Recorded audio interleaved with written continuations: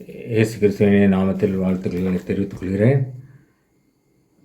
இந்த நாளிற்குரிய தலைப்பானது creation speaks listening to God's voice in nature. படைப்பு பேசுகின்றது, இயற்கையில் கடவுளின் குரலை கேட்டல்.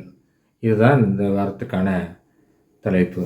இதற்கு ஆதாரமாக சொல்லப்பட்டுள்ள வேத பகுதிகள் சங்கீதம் 19, யோபு 12ஆம் அதிகாரம் 7 முதல் 12 வரை, வெளிப்படுத்தின விசேஷம் 22ஆம் அதிகாரம் 1 முதல் 6 வரை, லூக்கா எழுதின சுவிசேஷம் 12ஆம் அதிகாரம் 24 முதல் 34 வரை. இயற்கை பேசுமா என்று பார்ப்போமானால், யோபுவின் அதிகாரம் 12ஆம் அதிகாரம் 7ஆம் வசனத்திலே, இப்பொழுதும் நீ மிருகங்களை கேட்டுப்பார், அவைகள் உனக்கு போதிக்கும், ஆகாயத்து பறவைகளை கேள், அவைகள் உனக்கு அறிவிக்கும். மிருகங்களை கேட்டுப்பார், அவைகள் உனக்கு போதிக்கும், ஆகாயத்து பறவைகளை கேள், அவைகள் உனக்கு அறிவிக்கும்.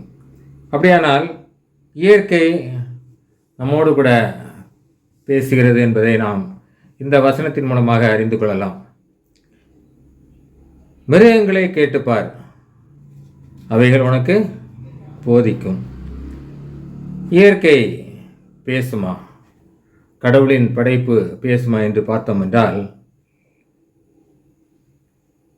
முதலாவதாக இயற்கை தேவனுடைய மகிமையை அறிவிக்கிறது. இயற்கை தேவனுடைய மகிமையை அறிவிக்கிறது. சங்கீதம் 19:1 இவ்வாறு வாசிக்கிறோம், வானங்கள் தேவனுடைய மகிமையை வெளிப்படுத்துகிறது, ஆகாய விரிவு அவருடைய கரங்களின் கிரியை அறிவிக்கிறது. வானங்கள் தேவனுடைய மகிமையை வெளிப்படுத்துகிறது. தாவீது ராஜா வானத்தை பார்த்தபோது அதில் தேவனுடைய மகிமை வெளிப்படுவதை பார்த்தான். ஏனென்றால் சூரியன் தினமும் உதிக்கிறது, சந்திரன் ஒளிர்கிறது, நட்சத்திரங்கள் ஒழுங்காக இயங்குகின்றன. அவைகள் அனைத்தும் ஆண்டவர் சொன்ன கட்டளையின்படி அவருடைய மகிமை வெளிப்படுத்தும் வண்ணமாக காணப்படுகிறது. சூரியன் ஒரு நாள் உதிக்கவில்லை என்று வைத்துக்கொள்வோம், என்ன ஆகும்? இயற்கையே தடுமாற்றமாகிவிடும். மனிதனுக்கு வெளிச்சம் இருக்காது. மாத்திரமல்ல, இயற்கைக்கு தேவையான வெப்பம் கிடைக்காது. சூரிய வெளிச்சத்தில்தான் இலைகள் அதனுடைய பச்சையத்தை உருவாக்குகிறது.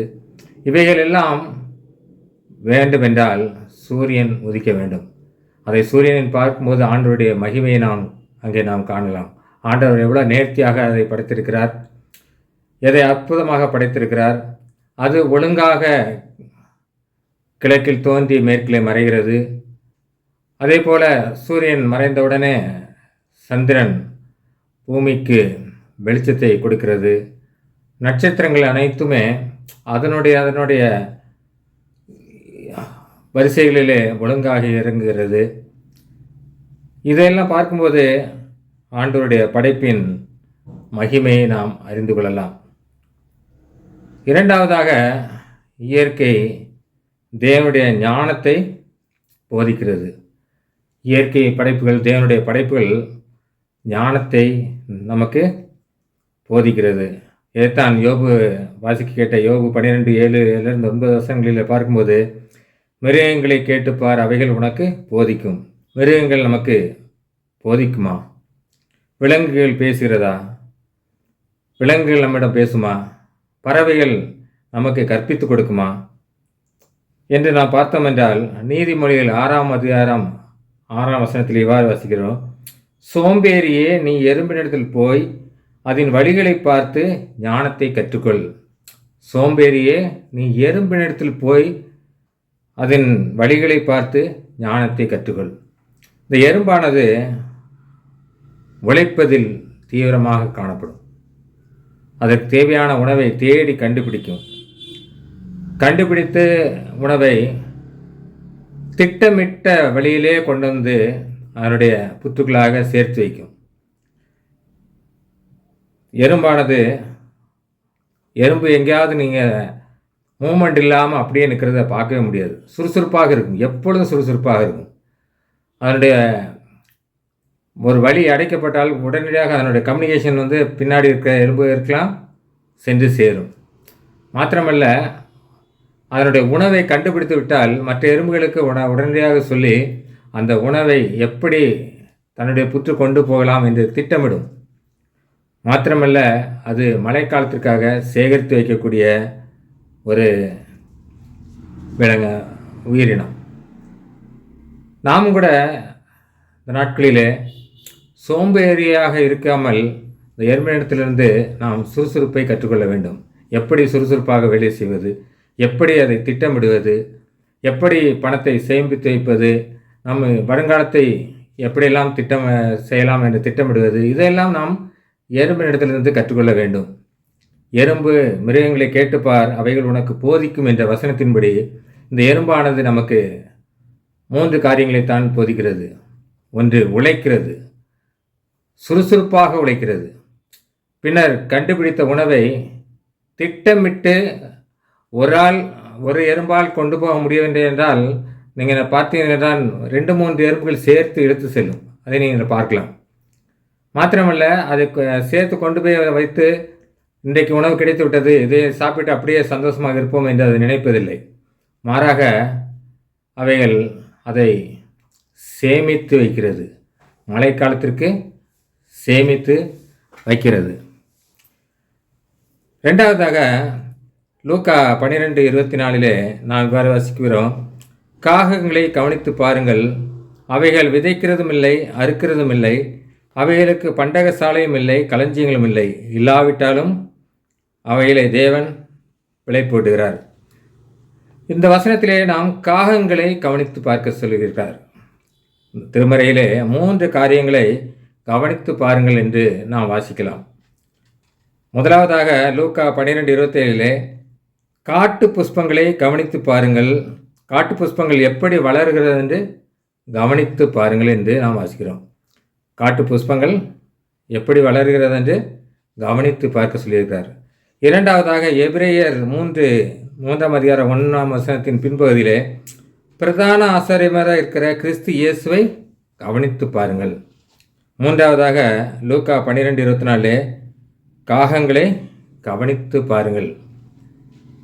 வேதத்தில் காணப்படுகிற 3 கவனித்து பாருங்களே நாம் இந்த நாளில் வாசிக்க கேட்ட சுவிசேஷ பாடத்திலிருந்து லூக்கா 12:24 உள்ள காகங்களை கவனித்து பாருங்கள், அவைகள் விதைக்கிறதும் இல்லை, அறுக்கிறதும் இல்லை, அவைகளுக்கு பண்டக சாலையும் இல்லை, களஞ்சியம் இல்லை, இல்லாவிட்டாலும் அவைகளையும் தேவன் பிழைப்பு போட்டுகிறார்.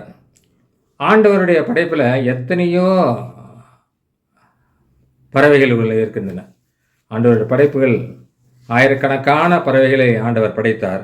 ஆனால் இதில் ஆண்டவர் குறிப்பிடுவது காகத்தை மாத்திரம் கவனித்து பார்க்க சொல்கிறார். ஏன்?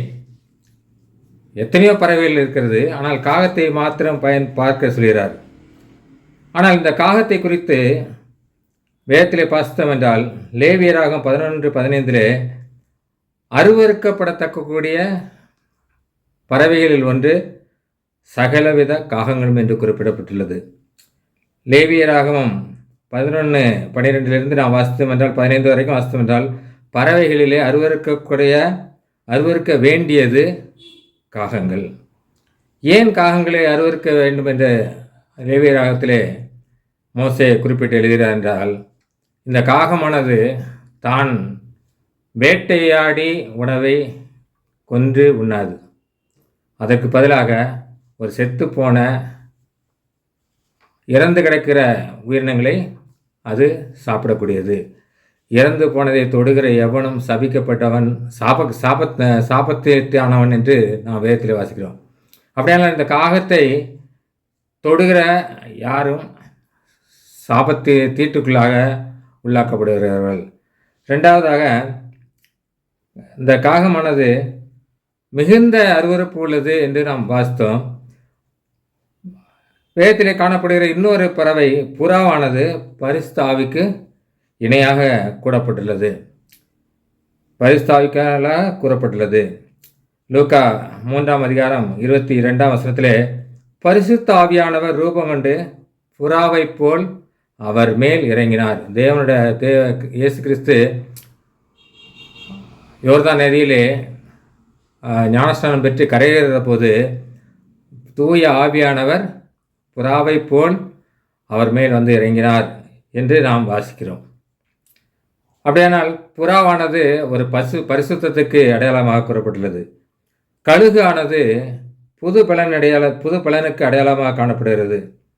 ஏசாயா 40:31 கர்த்தருக்கு காத்திருக்கிறவர்களோ புது பலன் அடைந்து கழுகுகளைப் போல செட்டைகளை அடித்து எழும்புவார்கள். வேதத்தில் காணப்படுகிற இன்னும் பல பறவைகள் காணப்படுகிறது. ஆனால் இந்த முக்கியமான மூன்றிலே ஒன்று கழுகானது புது பலனுக்கு அடையாளமாக கூறப்பட்டுள்ளது. புறாவானது பரிசுத்த ஆவிக்கு ஒப்புமையாக கூறப்பட்டுள்ளது. ஆனால் இந்த காகமானது அருவருக்கத்தக்கதாக என்று கூறப்பட்டுள்ளது. இந்த காகத்தை குறித்து வேதத்தில் ஒரு சில பகுதியில் காணப்படுகிறது. ஆதியாகமம் 8:7 நோவாவின் பேழையிலிருந்து காகத்தை முதலாவதாக வெளியே விட்டான் என்று வாசிக்கிறோம்.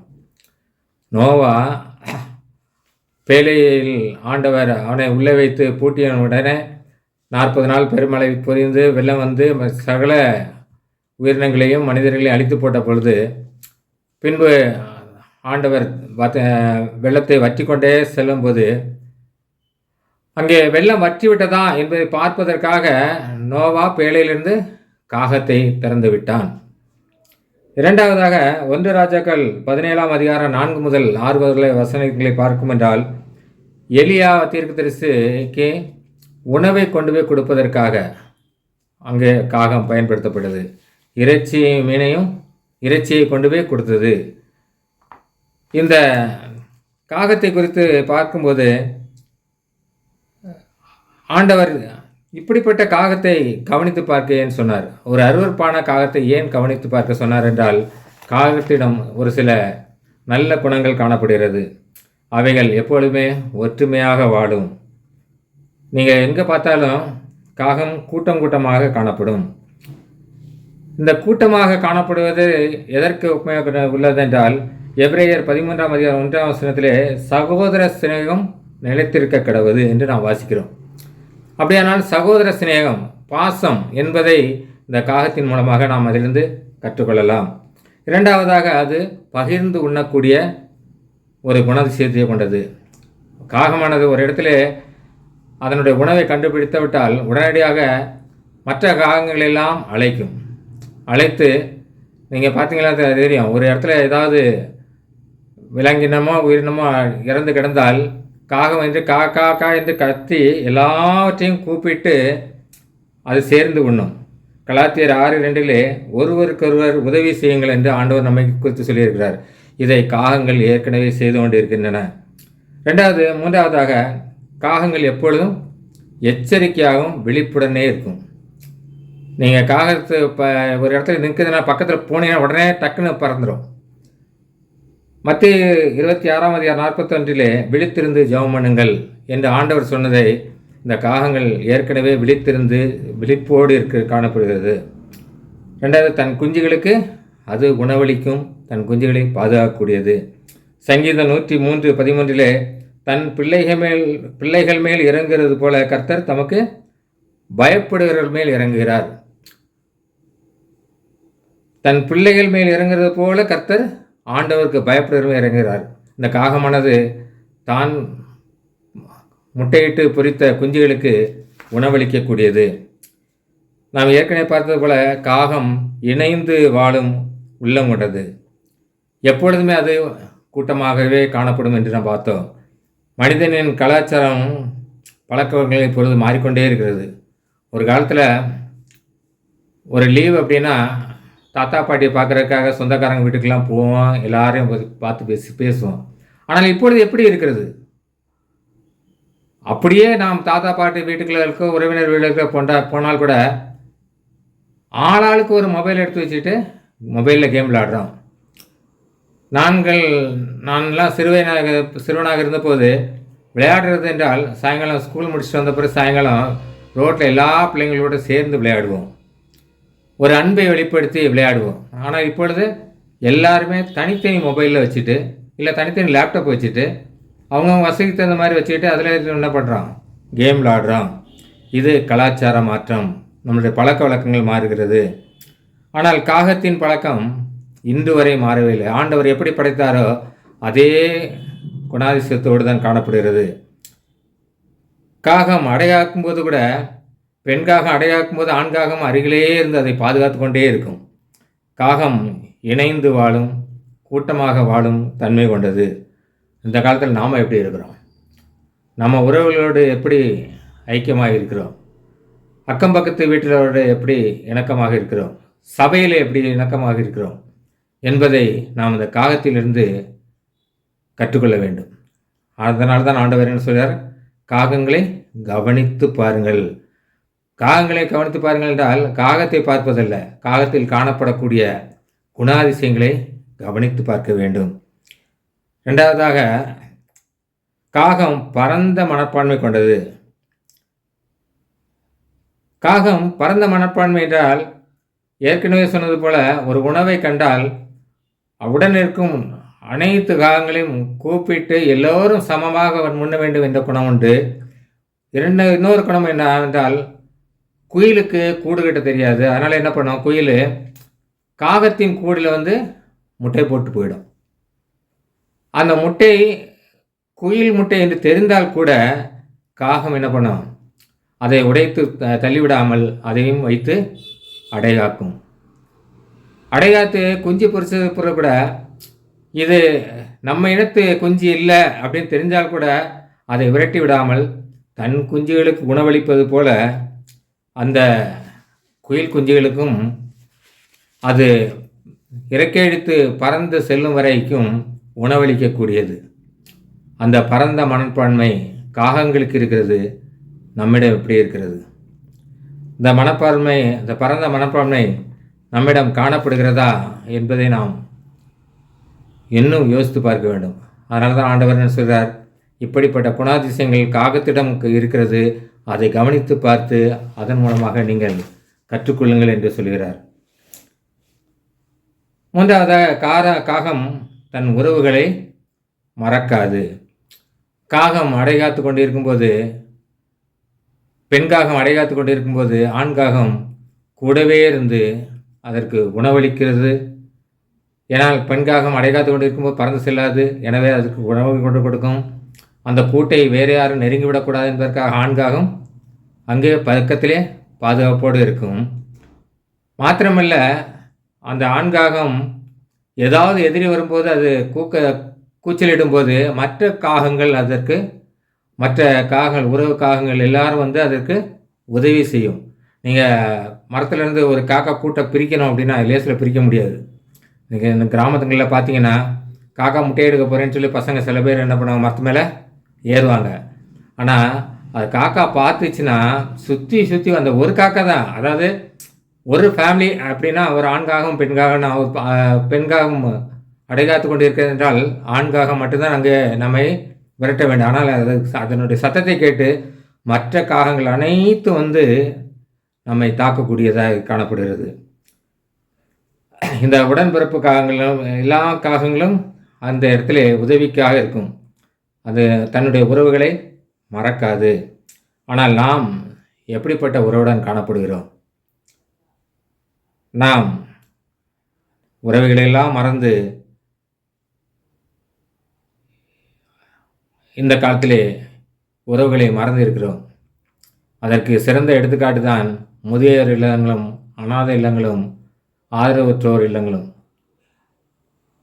உறவுகளை மறந்ததால் தான் முதியோர் இல்லங்கள் அதிகமாக காணப்படுகிறது. நம்மைப் போல ஒரு சக மனிதன்தான் என்று ஆதரவற்றவர்களை நாம் நினைக்காததினால்தான் தான் அநாத இல்லங்களும் ஆதரவற்றோர் இல்லங்களும் அதிகமாக காணப்படுகிறது. நாம் உறவுகளை எப்படி கவனிக்க வேண்டும் என்பதை காகத்தை கவனித்து பார்த்து கற்றுக்கொள்ள வேண்டும். நான்காவதாக, காகம் கணக்கு பார்க்காமல் அன்பு செய்யும். காகம் தனக்கு திரும்ப அந்த உதவி கிடைக்கும் என்று எதிர்பாராத அன்பு செய்யும். ஒரு காகத்திற்கு அடிபட்டு கீழே விழுந்து விட்டாலோ, அல்லது ஒரு காகம் கீழே விழுந்து அடிபட்டு உயிரிழந்து விட்டாலோ, மற்ற காகங்கள் எல்லாம் பக்கத்திலேயே சுற்றி நின்று ஒரே கற்றுக்கிட்டே இருக்கும்.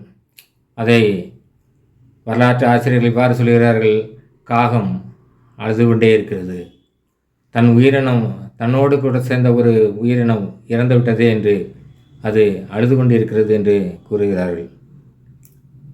நாம் நம்மளோட உறவுகளோ, ஒருவேளை நம்முடைய நெருங்கிய உறவுகள் இறந்துவிட்டால் ஒருவேளை கண்ணீர் சிந்துவோம். ஆனால் நமக்கு தெரிந்தவர்கள் அல்ல நமது திருச்சபையை சேர்ந்தவர்கள், முதியவர்கள் யாராவது ஒருத்தர் இருந்துவிட்டால் 10ஓடு 11ஆக அங்கே போய் நின்றுவிட்டு வருகிறோம், அல்லது போகக்கூடாது இல்லை. ஆனால் காகம் அப்படி பார்க்காது. எந்த ஒரு காகம் இருந்தாலும் மற்ற காகங்கள் சுற்றி நின்று அதனுடைய வருத்தத்தை தெரிவிக்கும். நாம் இன்று மாறிவிட்டோம், மாறிவிட்டோம். நம்முடைய நெருங்கிய உறவுகளுக்காக நாம் படுகிற வேதனை அதிகமாக இருக்கும். ஆனால் நம்மோடு கூட அருகில் உட்கார்ந்திருக்கக்கூடிய, ஆலயத்தில் அருகில் உட்கார்ந்திருக்கக்கூடிய நண்பர்களாகட்டும், அல்லது சபை உறுப்பினர்களாகட்டும், அல்லது நம்மளுடைய தெருவில் வசிக்கிறவர்களாகட்டும், யாரோ ஒருவர் துன்பப்பட்டால் நாம் எப்படிப்பட்ட அன்போடு அவர்களுடைய அணுகிறோம்? ஒருத்தர் வருத்தத்தோடு காணப்பட்டால் அவர்களுக்கு எப்படி நாம் ஆறுதல் சொல்கிறோம்? எதுவுமே செய்வதில்லை. அந்த நேரத்தில் போயிட்டு என்னங்க நல்லா இருக்கீங்களா, அந்த ஒரு வார்த்தையோடு வந்துடுறோம். அவங்களுக்கு என்ன தேவை என்று நாம் விசாரிக்கிறோமா? இல்லை. அவர்களோட துக்கத்திலே நாம் பங்கு கொள்கிறோமா என்றால் இல்லை. அதனால தான் ஆண்டவர் என்ன சொல்கிறார்? இப்படிப்பட்ட குணங்களை எல்லாம் காகங்களை கவனித்து பார்த்து கற்றுக்கொள்ளுங்கள் என்று சொல்கிறார். காகங்களில் அருவருக்கத்தக்கதாக பறவையாக காணப்பட்டாலும் ஆண்டவர் அதை கவனித்து பார்க்க சொன்னதன் காரணம் அது இணைந்து வாழக்கூடிய தன்மையுடையது, பரந்த உள்ளம் கொண்டது, ஒற்றுமையாக வாழக்கூடியது, ஒருவருக்கொருவர் அன்பாய் இருக்கக்கூடியது, உறவுகளை மதிக்கக்கூடியது. அப்படிப்பட்ட காகத்தைப் போல அந்த காகங்களை கவனித்து பார்த்து நாம் அந்த குணாதிசயங்களை எடுத்துக்கொள்ள வேண்டும். எறும்பை கவனித்து பார்த்து எறும்பினுடைய அந்த சுறுசுறுப்பு, உழைப்பு, அதை நாம் கற்றுக்கொள்ள வேண்டும். அதனுடைய திட்டமிடுதலை கற்றுக்கொள்ள வேண்டும். அதனுடைய சேமிப்பு பழக்கத்தை நாம் கற்றுக்கொள்ள வேண்டும். மூன்றாவதாக, இயற்கையை பாதுகாப்பது நம்முடைய பொறுப்பாக காணப்படுகிறது. ஆண்டவருடைய மகிமையாக விளங்கிய இந்த இயற்கையை நாம் பாதுகாக்க வேண்டும். ஆதியாகமம் 2:15 தேவனாகிய கர்த்தர் மனுஷனை ஏதேன் தோட்டத்தில் அழைத்து கொண்டு வந்து அதை பண்படுத்தவும் காக்கவும் வைத்தார். ஆண்டவர் ஏதேன் தோட்டத்திலே ஆதாமை கொண்டு விடும்போது அதை பண்படுத்தவும் பாதுகாக்கவும் வைத்தார் என்றுதான் கூறப்பட்டுள்ளது. ஆனால் நம்ம என்ன பண்ணுறோம்? அதை நம்ம சொந்தம் கொண்டாடிட்டு இருக்கோம். நாம் இந்த உலகத்துக்கு பராமரிப்பாளர் தான், ஒரு பாதுகாவலர் தான். அதை பராமரிக்க வேண்டும், பண்படுத்த வேண்டும், இயற்கை வளங்களை இன்னும் அதிகமாக உயர்த்த வேண்டும். சங்கீதம், ஏனென்றால் இந்த உலகம் அவருடையது. சங்கீதம் 24:1 பூமியும் அது நிறைவும் உலகமும் அதில் குடிகளும் கர்த்தருடையது. இந்த உலகம் கர்த்தருக்கு சொந்தமானது. எனவே நம்ம என்ன பண்ணோம்? ஆண்டவருக்கு சொந்தமான அடுத்தவங்க சொத்து. அடுத்தவங்க சொத்தை நம்மகிட்ட ஒரு பாதுகாப்பாக நீங்கள் அதை பார்த்து பராமரிச்சுக்கோங்கன்னு சொல்லி கொடுக்கும்போது அதை நம்ம எப்படி செய்ய வேண்டும்? ஒரு வயக்காட்டை நம்மகிட்ட நீங்கள் பராமரித்து அதில் வரக்கூடிய லாபத்தை எனக்கு கொஞ்சம் கொடுங்கன்னு சொல்லி நம்ம குத்தகைக்கு விட்டு வரோன்னு வச்சுக்கோங்க. நமக்கு குத்தகைக்கு எடுத்த ஆள் அதில் இருக்கிற மரத்தெல்லாம் வெட்டிட்டு அதில் உள்ள கனிம வளங்களெல்லாம் எடுத்துட்டா நமக்கு எவ்வளோ வருத்தம் வரும். ஆனால் நாம் இன்றைக்கி அந்த குத்தகைதாரரை போல பராமரிப்பாளராக இருக்க வேண்டிய நாம் என்ன பண்ணுறோம்? மரங்களை அதிகமாக வெட்டுறோம், தண்ணீரை அதிகமாக வீணாக்குகிறோம், சுற்றுச்சூழலெல்லாம் மாசுபடுத்துகிறோம். நமக்கு கொடுக்கப்பட்ட வேலை என்ன? பண்படுத்து, பாதுகாப்பது. ஆனால் நாம் செய்வது அதை வீணடித்து கொண்டு இருக்கிறோம். லேவியராகம் 25:23 தேசம் என்னுடையதாக இருக்கிறது, தேசம் என்னுடையதாக இருக்கிறது என்று கர்த்தர் சொல்கிறார். எனவே தேவனுடைய சொத்துக்களை பாதுகாப்பது ஒரு விசுவாசியின் கடமை. அதில் முக்கியமாக கிறிஸ்தவர்களுக்கு முக்கிய கடமை அது ஆகும். சரி, இந்த உலகத்திலே நான் வாழ வேண்டுமென்றால் சில தேவைகள் இருக்கிறது. அதற்காக நான் வீடு கட்டுறேன்னா மரம் வெட்டி தான் ஆகணும். லைட் வெளிச்சம் வேணுன்னா இபி யூஸ் பண்ணி தான் ஆகணும். இதை நான் எப்படி பாதுகாப்பது அப்படி என்றால் ஆங்கிலத்திலே 3R என்று சொல்வார்கள். Reduce, reuse, recycle. ரெடியூஸ்னால் நம்மளுடைய பயன்பாடுகளை குறைக்க வேண்டும். பயன்பாடுகளை குறைக்க வேண்டும் என்றால் ஒரு உதாரணத்துக்கு எடுத்துக்கொண்டோம் என்றால் இபி பவர். நம்ம வீட்டில் 500 யூனிட் ஒரு மாதத்துக்கு நம்ம செலவு பண்ணுறோம் வச்சுக்கோங்க. அதில் ஒரு 10% குறைச்சோம்னா 450 யூனிட். ஒரு வீட்டில் 50 யூனிட் குறைந்தால் அதனுடைய பலன்கள் எப்படி இருக்கும் என்றால், இந்த மின்சாரம் எப்படி தயாரிக்கப்படுகிறது? அனல் மின்சாரம், நீர் மின்சாரம் இதன் மூலமாக தயாரிக்கப்படுகிறது. ஒரு அனல் மின்சாரம் எடுத்துக்கொண்டோம் என்றால் நிலக்கரி வெட்டி எடுக்கப்படுகிறது. அப்படி என்றால் அந்த நிலக்கரி வெட்டி எடுக்கப்படுகிறதுலே ஒரு 5-10% குறைக்கலாம். அதனால் என்ன பண்ணால் ஃபியூச்சர் வேர்ல்டு நம்மளோட வருங்கால சந்ததிக்கு நிலக்கரியை சேமித்து வைக்கலாம். இரண்டாவதாக அந்த நிலக்கரியை அனல் மின்சார நிலையத்திற்கு கொண்டு செல்வதற்கு நாம் லாரிகளை பயன்படுத்துகிறோம். லாரி எதில் போகுது? டீசலில் போகுது. அப்படியானால் இயற்கை எரிவாயுவை அல்லது பெட்ரோலிய பொருட்களை நாம் செலவு செய்கிறோம். அதில் ஒரு 10% சேமிக்கலாம். அனல் மின்சாரம் தயாரிக்கும் போது அங்கே கரும்புகைகள் எழும்புவதை நீங்கள் பார்க்கலாம். அதனால் சுற்றுச்சூழல் மாசுபடுகிறது.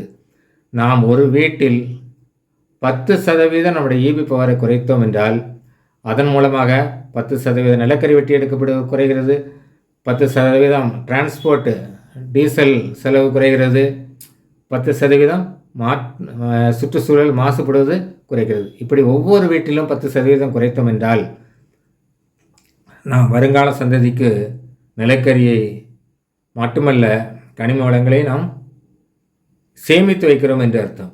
இதுதான் ரெடியூஸ். ரீயூஸ் என்றால் திரும்ப பயன்படுத்தப்படக்கூடிய பொருட்களை உபயோகிப்பது. நம்மெல்லாம் இப்போ கடைக்கு போனோன்னா நேராக போகிறோம், பொருள் வாங்குகிறோம், ஒரு பிளாஸ்டிக் பையில் போட்டு கொடுக்குறாங்க, அதை கொண்டு வந்து வச்சுட்டு தூக்கி போடுறோம். அந்த பிளாஸ்டிக் பை மக்கக்கூடியதல்ல, ஒரு முறை தான் யூஸ் பண்ண முடியும், மக்கக்கூடிய பொருள் அல்ல, அது ஒரு மாசுவாக பூமியிலே இருந்து விடுகிறது. அதற்காக நாம் அந்த காலத்தில் கொண்டு போன மாதிரி மஞ்சப்பை எடுத்துகிட்டு போனோம் அப்படின்றால் பொருட்களை வாங்குகிறோம், மஞ்சப்பையில் வச்சு எடுத்துகிட்டு வரோம், அந்த மஞ்சப்பையை திரும்ப நம்ம துவைச்சி யூஸ் பண்ணிகிட்டே இருக்கலாம். இது ரீயூஸ். இதெல்லாம் சிம்பிள் உதாரணங்களை நான் சொல்கிறேன். இதை டெக்னிக்கலாக போனோன்னா பெரிய விஷயங்கள் பேசலாம். சிம்பிள் உதாரணங்கள். ரீசைக்கிள், மறுசுழற்சி செய்யக்கூடிய பொருட்கள். ஒரு இது எண்ணெய் பாக்கெட் வாங்கிட்டு வரோம், வாங்கிட்டு வரோம் அப்படின்னா, எண்ணெய் தேங்காய் எண்ணெய் வாங்கிட்டு வரோன்னா அதை பாட்டிலில் வாங்கிட்டு வரோம் அப்படின்னா அந்த பீங்கானானது திரும்ப உருக்கி மீண்டுமாக பீங்கானாக உருவாக்க முடியும். எங்கெல்லாம் அதே மாதிரி ஒரு முறை பயன்படுத்தக்கூடிய பிளாஸ்டிக்கை உபயோகிக்காமல் பிளாஸ்டிக் பாட்டில்கள் அதெல்லாம் உருக்கி மீண்டுமாக நாம் என்ன பண்ணலாம்? பாட்டில் செய்யலாம். இதை ரீசைக்கிள் பண்ணுற ப்ராசஸ். நான் அப்படிப்பட்ட பிளாஸ்டிக் உபயோகிக்க வேண்டிய சூழ்நிலை வரும்பொழுது கூட ஒரு முறை யூஸ் பண்ணக்கூடிய பிளாஸ்டிக்கை பயன்படுத்தாமல் ரீசைக்கிள் பண்ணக்கூடிய பிளாஸ்டிக்கை நாம் பயன்படுத்த விட வேண்டும். சரி, நான் தனி மனிதனாக வீட்டில் இபி பவரை குறைக்கிறேன். பெரிய பெரிய நிறுவனங்கள் என்ன செய்யுது அப்படின்னு பார்த்தோம் அப்படின்றால், பெரிய பெரிய நிறுவனங்கள்லாம் சுற்றுச்சூழலை பாதுகாக்க வேண்டும் என்பதற்காக ஒரு ISO சிஸ்டம் கொண்டு வந்திருக்கிறாங்க. அதுக்கு பேர் ISO 14001 சுற்றுச்சூழல் மேலாண்மை. இந்த சுற்றுச்சூழல் மேலாண்மை என்றால் அவங்க தயார் பண்ணுற பொருள் அல்லது பயன்படுத்தப்படக்கூடிய பொருட்கள் சுற்றுச்சூழலுக்கு உகந்த நடைமுறைகளை உறுதி செய்து நிறுவனங்களின் சுற்றுச்சூழல் பாதிப்பை குறைப்பதே ISO 14001 முக்கியமான நோக்கமாகும். சுற்றுச்சூழலில் இம்பேக்டை குறைக்கிறது தான் அந்த ISO 14001ஓட நோக்கமாகும். இதற்கு 4 படிநிலையில் உள்ளது. Plan, to, check, act. Plan, நாம் எப்படி வீட்டில் 10% EB பவரை குறைக்கிறேன் அப்படின்னு சொன்ன மாதிரி கம்பெனிகள், பெரிய பெரிய கம்பெனிகள்லாம் அவங்க ஒரு பிளான் போடுவாங்க. நாம் பயன்படுத்தக்கூடிய பொருள் EBயும் இருக்கும் அதில். அது மாத்திரமல்ல, பயன்படுத்தக்கூடிய அது மற்ற உலோகங்கள் அவைகள் எல்லாத்தையும் நான் இதை எப்படி குறைவாக பயன்படுத்த போகிறேன், எப்படி சுற்றுப்புற சூழல் மாசு ஏற்படாத வண்ணம் பயன்படுத்தப் போகிறேன் என்பதற்கு அவர்கள் ஒரு பிளான் பண்ணுவாங்க. பிளான் பண்ணுறத நிறுத்தினா பத்தாது, அதை அடுத்ததாக டூ, நடைமுறைப்படுத்தி ஊழியர்கள் எல்லாருக்கும் பயிற்சி கொடுக்கணும். ஆஃபீஸ் ரூமில் உட்காந்துட்டு மேனேஜ்மெண்ட் மட்டும் உட்காந்து இப்படி நம்ம குறைக்கலாம், இப்படி பண்ணலாம் அப்படின்னு சொல்லி பேசுகிறது முக்கியமல்ல. அதை ஊழியர்களுக்கு, அங்கே கடைநிலை பணி செய்யக்கூடிய அனைத்து ஊழியர்களுக்கும் அதற்கான பயிற்சியை நாம் கொடுக்க வேண்டும். இரண்டாவதாக, நான் பிளான் பண்ணிட்டேன், எல்லாத்துக்கும் ட்ரைனிங் கொடுத்து யூஸ் பண்ண சொல்லிட்டேன். மூன்றாவதாக, செக் பண்ண வேண்டும். கண்டினியூஸ் இம்ப்ரூவ்மெண்ட் இருக்கிறதா என்பதை நாம் அந்த செயல்பாடுகளெல்லாம் ஒரு மெஷர்மெண்ட் வைத்து அப்பப்பொழுது மானிட்டர் பண்ணிகிட்டே இருக்கணும். இந்த மாதம் நான் ஒரு உதாரணத்துக்கு EB பவர் மட்டும் நான் 5% குறைக்கலாம், இல்லை 2% குறைக்கிறேன் அப்படின்னு ஒரு நிறுவனம் எடுத்துக்கொண்டால் உண்மையிலே 2% குறைந்திருக்கிறதா என்பதை அளவீடு செய்து பார்க்க வேண்டும். நான்காவதாக, ஆக்ட். நான் திட்டமிடும்போது 2% எலக்ட்ரிசிட்டி பவரை நான் குறைப்பேன் என்று திட்டமிட்டேன். ஆனால் 1% தான் குறைந்திருக்கிறது என்று குறைபாடு கண்டுபிடிக்க வேண்டால் அது ஏன் ஏற்பட்டது, எதனால் ஏற்பட்டது, அதை எப்படி நிவர்த்தி செய்யலாம் என்பதை திரும்ப உட்காந்து அதற்கான நடவடிக்கை எடுப்பது தான் ஆக்ட்.